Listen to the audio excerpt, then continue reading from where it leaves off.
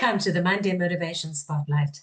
I'm Lesley Kaplan, bringing you another exciting episode where we feature an inspiring individual making a difference in Israel.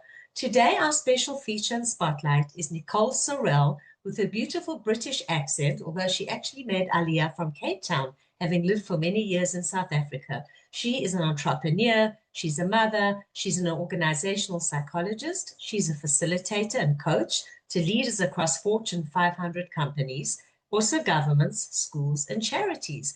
Nicole also co-founded Lumina Learning in 2010, and she's the director of Lumina Learning Global.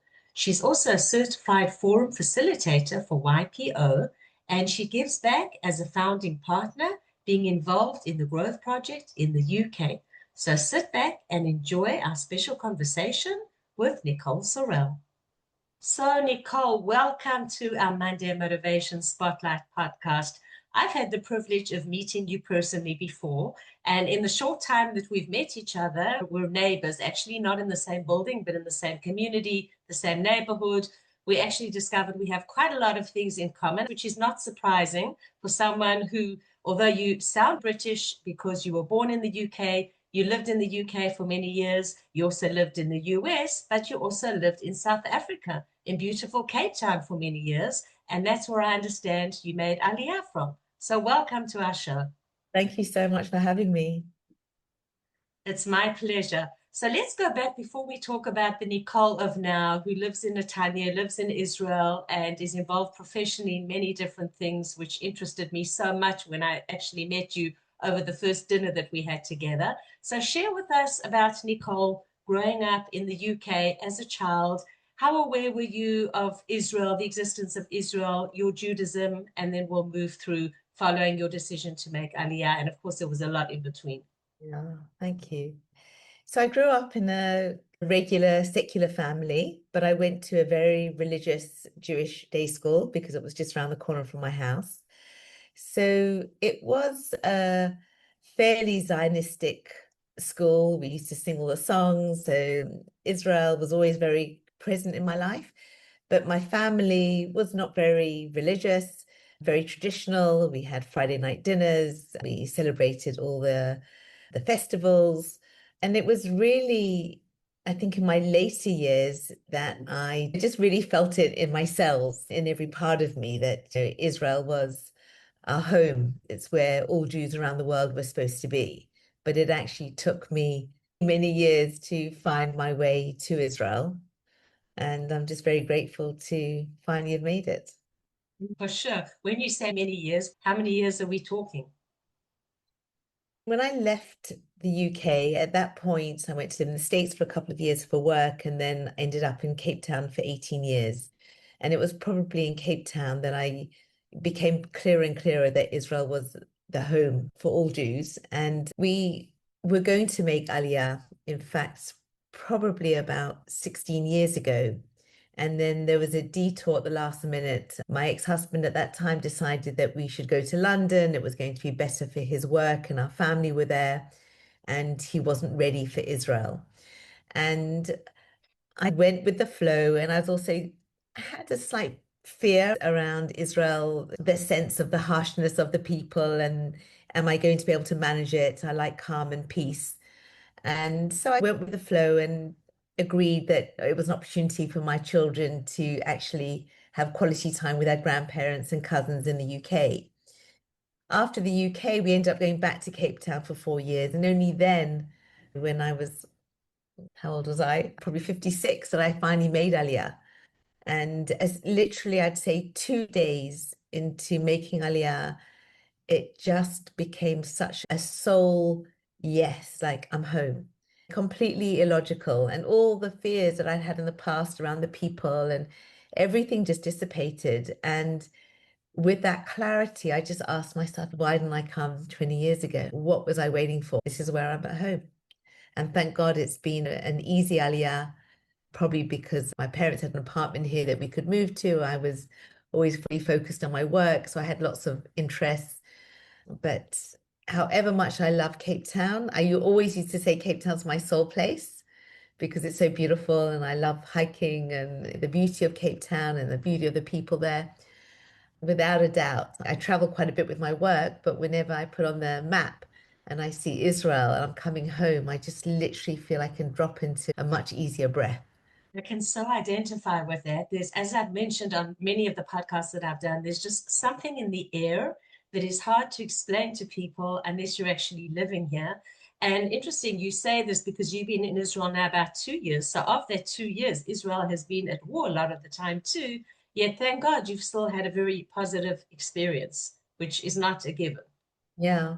And look, it's been scary at times running into the Mamad and hearing the rockets. And there's been a couple of times where I've been caught and been unable to get to the Mamad in time with walking my dog and probably walked out too far during the Iran war.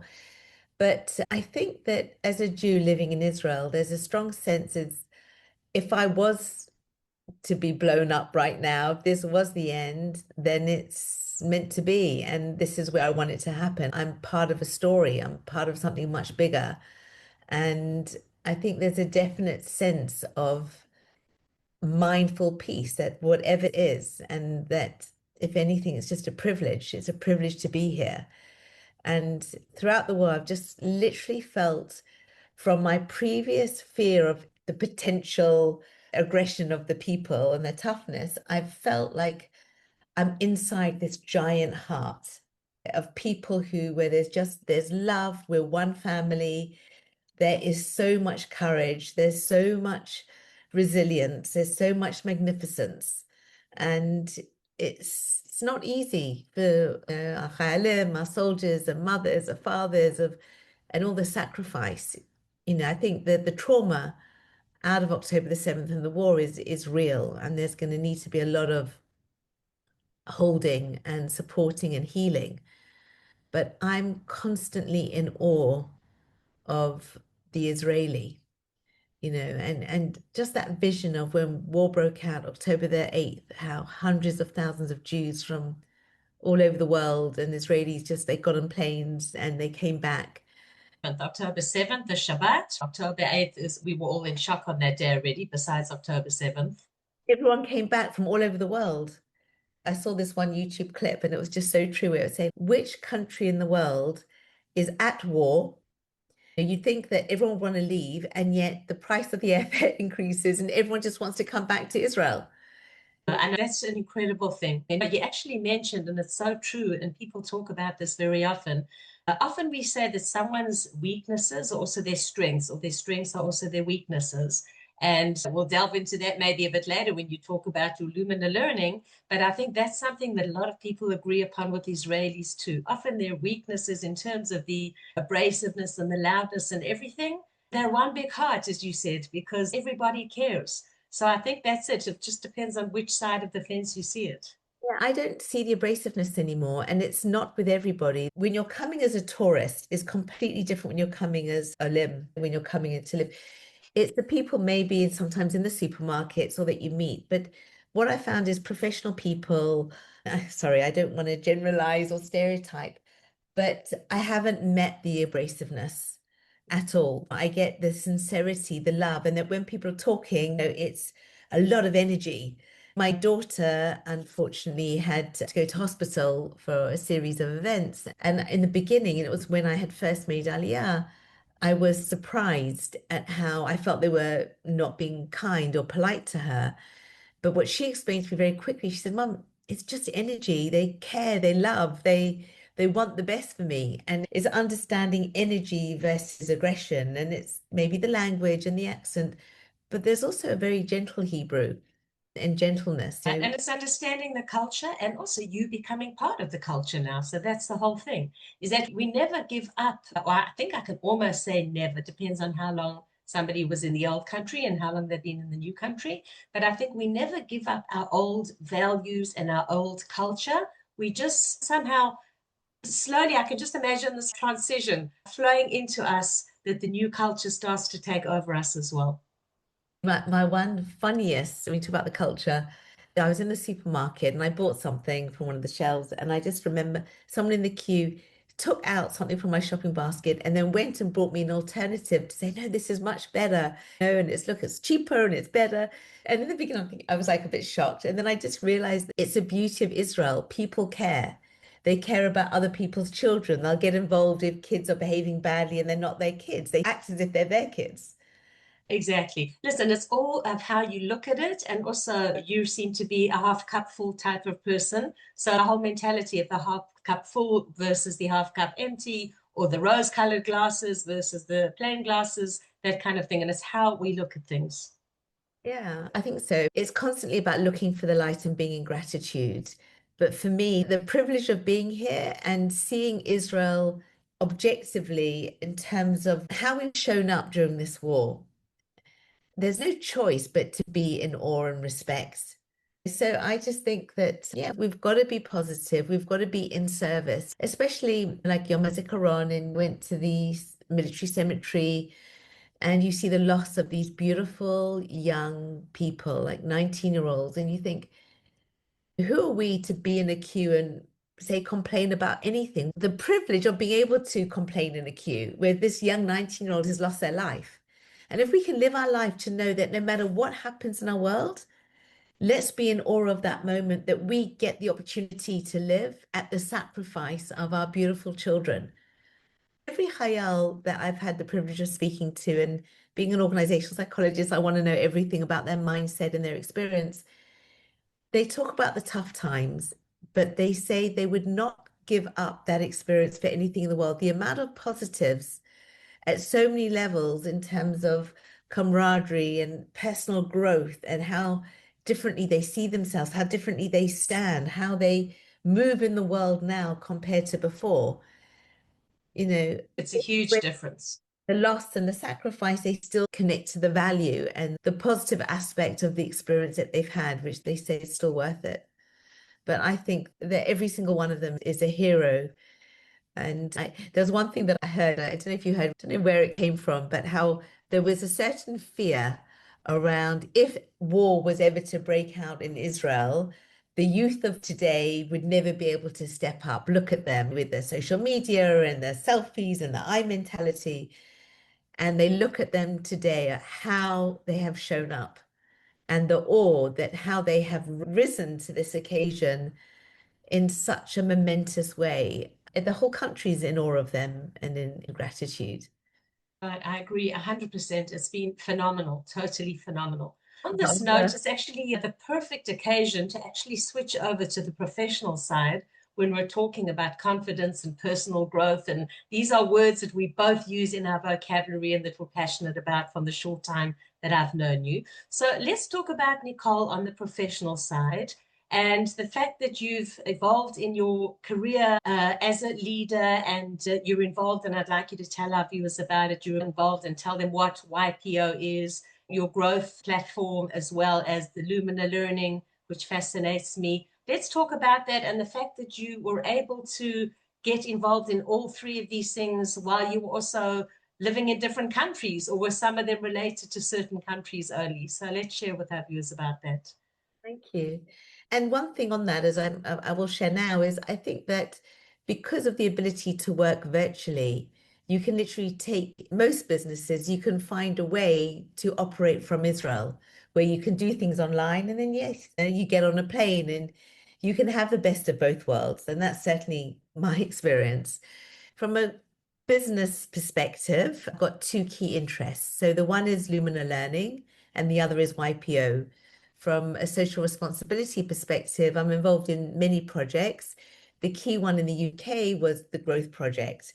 So from the commercial perspective, Lumina Learning is a development platform to enable leaders and teams to achieve their potential. So we provide a range of assessments that look at your personality in a very unique way. It's really about understanding as human beings, we're complex, we move, we shift, we change. And through our technology, we're able for people to access the nuance of being human, but to recognize our agency and responsibility in that as well. So our work is based on Viktor Frankl, which is, there's a quote that's inspired by his book, Man's Search for Meaning, which I know you know, between stimulus and response, there is a space. In that space is our power to choose our response. And in our response lies our growth and our freedom. So in the Lumina work, We now have, Baruch Hashem, we have 16,000 practitioners in 60 countries. I Wow, operate that's phenomenal. particularly in South Africa is I'm a global shareholder, but my territory is South Africa, and then I co-share the territory in Israel with my partners, Michal and Nicole Kaplan.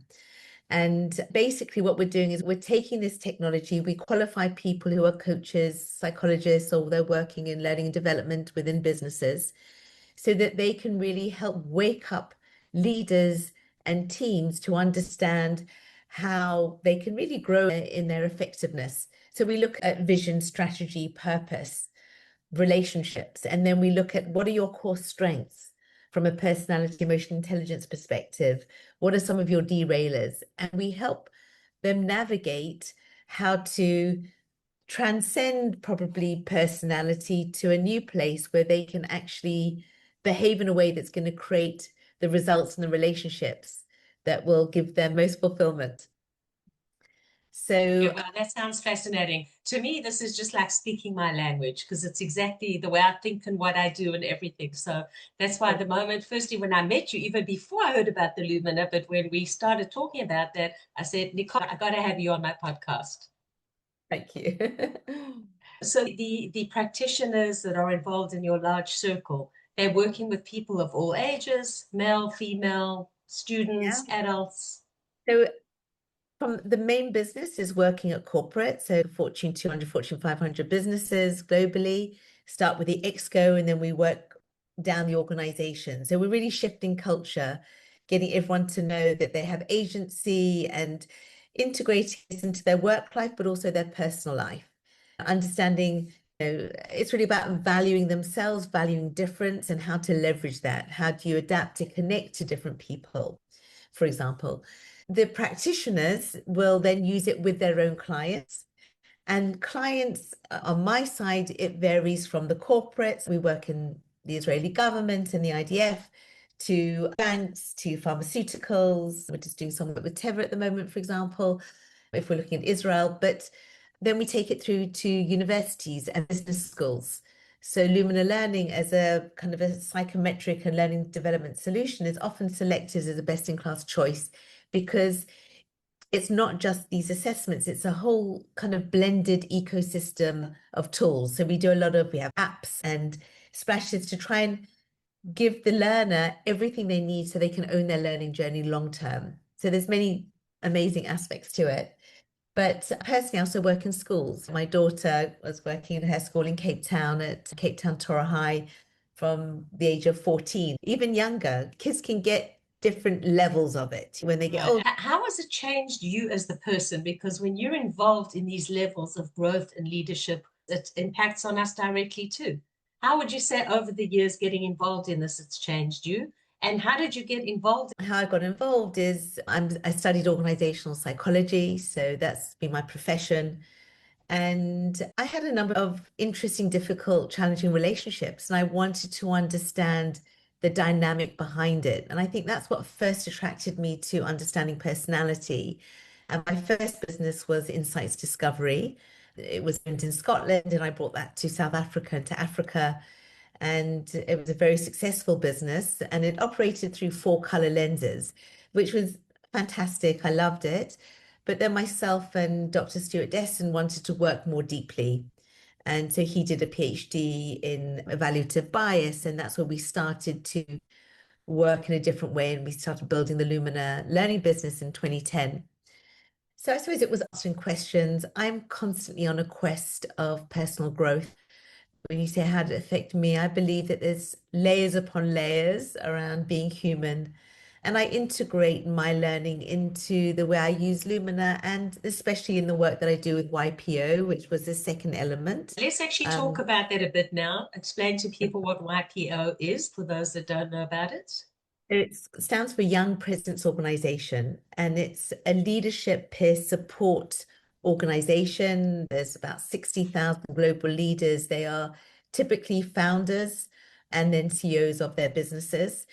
They are all obviously brilliant and they've created their big enterprises. But with YPO, we offer them something different. We offer them a safe space within smaller forums, typically of about 8 non-competing leaders where they form the most intimate of bonds. Some of them have been together over 20 years, but as a facilitator, through the processes and questions, we're able to get them to open up their heart space. So whilst they're brilliant in terms of their strategic thinking, decision making, often the heart space, the empathy is secondary. We bring it right up to the forefront. So they're working in the integration of their head and their heart. So through YPO, they've become whole humans or leaders, personal and work. So the work I do at YPO is, for me, it's my soul work. It brings everything together. I often will use Lumen as the tool and the language to help give them another lens, and they love it because they've done everything and they'll say this is the most accurate, the most depth, and we're able to see things perhaps I haven't seen before. It's adding that extra dimension that maybe wouldn't have been uncovered. It's uncovering that extra layer of, or unpeeling another layer of the fruit, as we say. Exactly. So we go deeper, but already the level of resonance in a YPO forum is so deep. You ask them a question and they're ready to share so authentically. They don't mind about being vulnerable. And then they take that energy of being human back into their lives, whether it's home or into their workplace, where it ripples down. And many of the YPO leaders actually set up forums, often they call them circles in their own organization, where they're really circles of trust, where people know that they've got each other's back, where everything that's said in the room stays in the room. They meet once a month, they have 4 meetings monthly, and then they have 1 or 2 retreats a year as a forum. Then the YPO as an organization has many ongoing incredible events. So being a YPO member at the forefront of the world, you meet presidents and you meet innovators and trailblazers, and you have incredible life experiences. Do you have any stories through either your Lumina Learning or through YPO, any interesting stories? And I haven't prepped you beforehand about this question. So anything that comes to mind with any particular client of yours or someone that you had contact with that it was like, wow, a life changer, or something that really comes to mind? So there's many stories, and whilst I say I'm always in awe of Israel, I'm often also, but nothing compares to Israel. I'm also often also in awe of the leaders, where leaders are able to own their journey and to own their wins, but also maybe their failings, and to share it, and sometimes to cry, and then to be open to getting support. And I think every time they do that, I believe that when one individual changes, we change the world. We're creating a crack in the armor that we can breathe, we can be human. And yeah, it's privileged work. And I'm there's sure it sounds an like it. example at Lumina whereby I can work with an exec team, for example, and we look at the individual, but we also look at the collective. And from a methodology perspective, you can have a team. I'm thinking one in particular, an exco of a very big investment house, and they were all what we call outcome focused and discipline driven. So very task orientated, really had high standards around excellence. And when we looked at their strategy and their core critical behaviors, everything they were espousing is around innovation or caring about people, being client-centric and collaboration, but there was no energy happening in that area. And when they saw it from a graphical perspective, they were able to reframe why they had such high employee turnover. Wasn't the nice story they'd like to feed themselves of, oh, people just like to move on, they like change, but they could see how they had created a culture where there was a lot of fear, where people felt disempowered. They needed a big shift in the culture. By seeing it in a graphic and color, in a colorful graphic, they were able to get feedback in a way that they could no longer push it aside. They saw reality. Also, when organizations are getting the results and the investors are happy and they're getting their shareholder returns, why change something that's not broke? And also, the brain doesn't like change. So in order to create change at the individual or exco team level, there has to be a strong enough pain point. So they have to Totally. really understand impacts of current behavior. And when they look at the impact around maybe their own personal well-being, their vitality, their legacy, the impact on relationships, what are people saying when they're not in the room? What's the impact around effectiveness?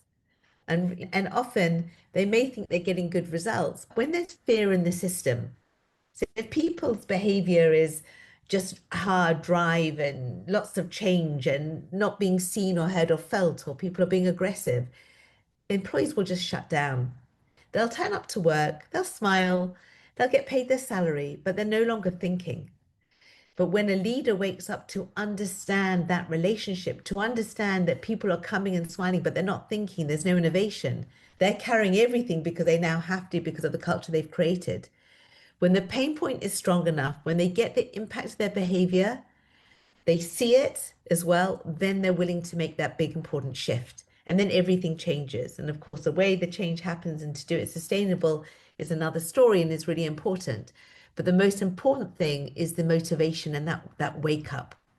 So I think a lot of my Right, work, exactly. That wake up call, the knowledge that then we decide, are we going to do something? And I always say, and I'm sure you agree with me here, is that our success is determined not only by our action, but also our lack of action. Our action of taking on opportunities and approaching opportunities, but also our lack of action, like what you're talking about. If we are aware of something, we decide not to make that change.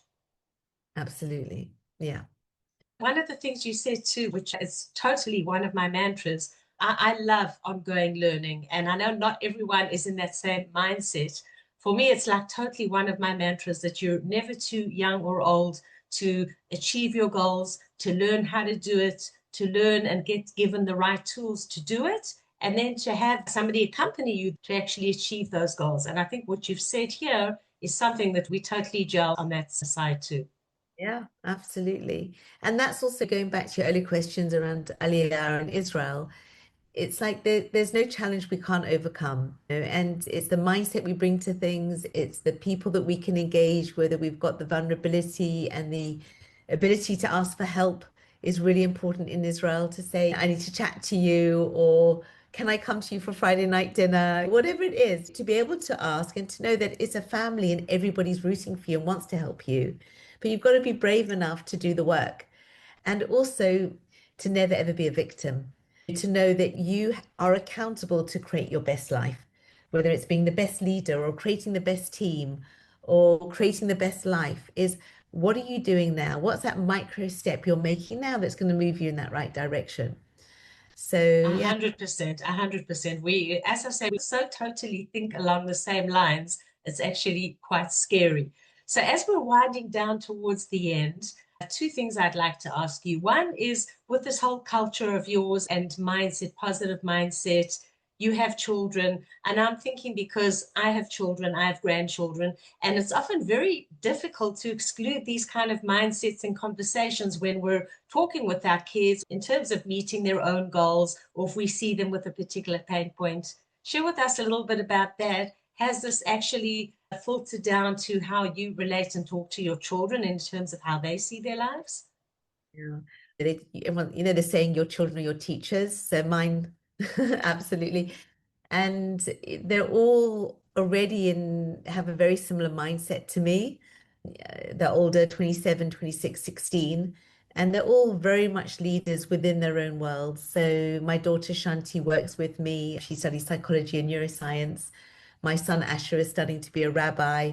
But before he's 24 and he has many different talks that he's sending out. He's a very inspiring motivator and speaker.